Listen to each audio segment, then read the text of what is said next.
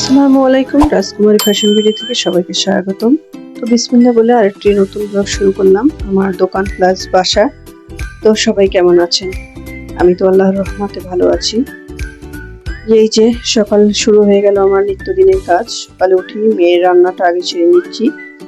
মেয়ের নাস্তাটা করব হচ্ছে আজকে লুডুস আর কিছু গাজর দিয়েছি, দুধ দিয়ে রান্না করে দেবো সেমাইয়ের মতো। এটা ও খেতে পছন্দ করে, তো মাঝে মাঝে গাজর দিই, মাঝে মাঝে গাজর দিই না। তো এরকম করে আমি এই যে রান্নাটা করেছি, এটা খেতে অনেক টেস্টি, বাচ্চাদের অনেক হেলদি। তারপর হচ্ছে আমাদের নাস্তাটা রেডি করবো। আমার বড় মেয়েকে স্কুলে দেবো টিফিন। তো 4টা ডিম ভেঙে নিয়েছি, সেটা ফেটিয়ে একটু চিনি দিয়ে দেবো, তারপর ব্রেডটা ভেজে নেব। তো ওকে ভেজে তারপরে দিয়ে দিয়েছি টিফিনের জন্য। এক একদিন এক একটা দিতে হয়, মাঝে মাঝে তৈরি করতে পারি, মাঝে মাঝে সময় পারি না, তো আজকে দিয়ে দিলাম। তারপর আমার খাওয়া দাওয়া শেষে আমি যাচ্ছি এখন দোকানে।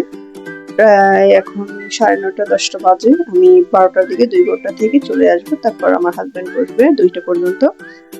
তো এসে আমার তো রান্না করতে হবে, আমার তো সব দিকে সামাল দিতে হয়। তো এই যে আমি যাচ্ছি, যাওয়ার পরে একজন কাস্টমার এসেছিল, তাকে কাপ্তান মিক্সি দেখিয়েছিলাম, সেটাও ভিডিওতে আমি ধারণ করেছিলাম।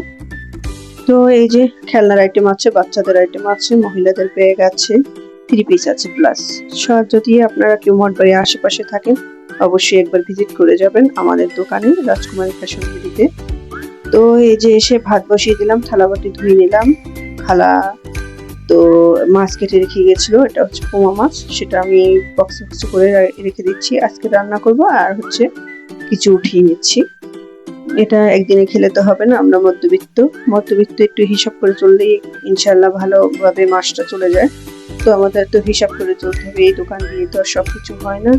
মোটামুটি তার ফাঁকি একটু বাজারে গিয়েছিলাম, আসার সময় আমি দুধ নিয়ে এসেছিলাম আর ফুটকা মরিচ, আর মেয়ের জন্য গাজর তো আমার লাগেই প্রত্যেকদিন।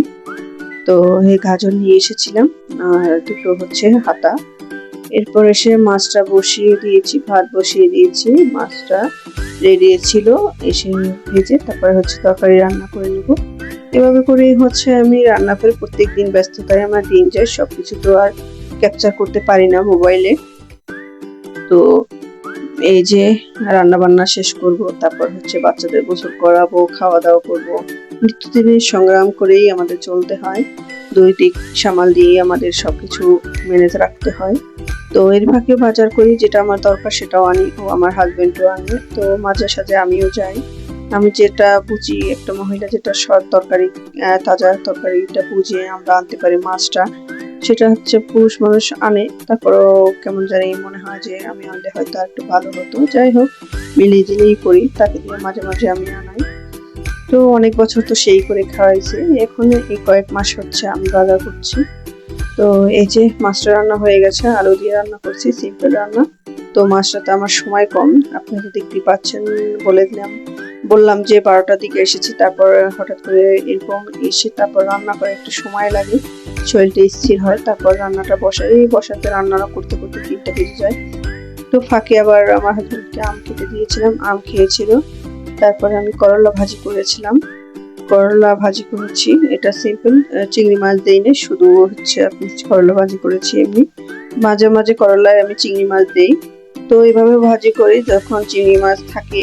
তারপর আমি মাঝে মাঝে দিই না, সবসময় তো আর অ্যালার্জি জিনিস মাঝে মাঝে যে তরকারিতে না দিলেই নয়, সেটাই দিই। এভাবে করে ভেজে নিচ্ছি, ভেজে তারপর হচ্ছে আমি দুপুরে ওদের খাইয়ে আমি খাবো। এখনো অনেক কাজ বাকি বাসার, এটা সেরে আবার দোকানে চলে যেতে হবে। তো ব্যস্ততার দিনগুলো কিভাবে আমার কাটছে সেটাই আপনাদের সাথে শেয়ার করছি।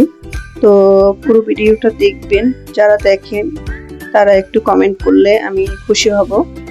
তো ভালো লাগলে সেটাও জানাবেন, খারাপ হলে সেটাও জানাবেন যে আপু এই জায়গা থেকে আপনার হয়নি। তো এই যে আমি দুপুরে খাবারটা সেরে নিচ্ছি, করলা ভাজি আর মাছ এই যে খেয়ে তারপরে ওরা ছোটটারে ঘুম পাড়িয়ে এরপরে এই যে দোকানের সামনেই আমি এসে গেছি। তো দোকানে যাওয়ার পরে তারপর আবার দেখাবো। আমার প্রতিদিন যাওয়ার পরে হচ্ছে আমি মুছে নেই, পরিষ্কার করে নিই, সবসময় পরিষ্কার পরিচ্ছন্ন থাকতে হয় একদম। কাস্টমাররা এসে বলে যে এখানে প্রতিদিন বিকালে অনেক মায়েরা এসে বসে থাকে, সামনে প্রাইভেট পড়ায়, কোচিং হয়, তারপর প্রাইভেট অনেক, ওখানে কলেজ স্কুল মাদ্রাসা সবই। তো সেখানে এই যে আমি এসে এখন এই কিছু পরিষ্কার করে নিব। এই বসে থাকতে পারি না, তো একটার পর একটা কাজ করতেই হয়। মহিলা মানুষ বানিয়ে আল্লাহ পাঠিয়েছে, কি করব, সব দিকে মানে চোখটা হচ্ছে আপনার অপরিষ্কার দেখতে পারি না। তো এই যে এখন আমি এটা ফাঁকে ফাঁকে আমি কাজগুলো সেরে নেব। তো এই যখনই চাইবো তখনই আমি পরিষ্কার করে রাখি। দোকানটাও তো পরিষ্কার রাখতে হবে। তো যেখানে অনেক মানুষ আসে প্রতিদিন, তাদের যদি একটু নোংরা লাগে তারা কি বলবে। তারপর কাপড় দেখাতে গেলেও টেবিলটা পরিষ্কার রাখতে হয়, না হয় হচ্ছে আপনার জামা কাপড়ে ময়লাটা লেগে যায়। সাদা জামায় তো অনেক ময়লা লেগেছে। তো যদি আপুরা কারো আমার ভিডিওটা ভালো লেগে থাকে তাহলে সাবস্ক্রাইব করে দিবেন নতুন যারা আছেন, আর ভালো মন্দ কমেন্ট করে জানাবেন। আপনাদের জন্য সবার জন্য দোয়া রইল, আমার জন্য দোয়া করবেন যেন আমি সামনে এগিয়ে যেতে পারি। বাচ্চা, ফ্যামিলি এবং হচ্ছে দোকান তিনটাই যেন আমি সামলাতে পারি। তো এইভাবে করেই আমার চলছে। সবাই ভালো থাকবেন, সুস্থ থাকবেন, সুন্দর থাকবেন। আল্লাহ হাফেজ।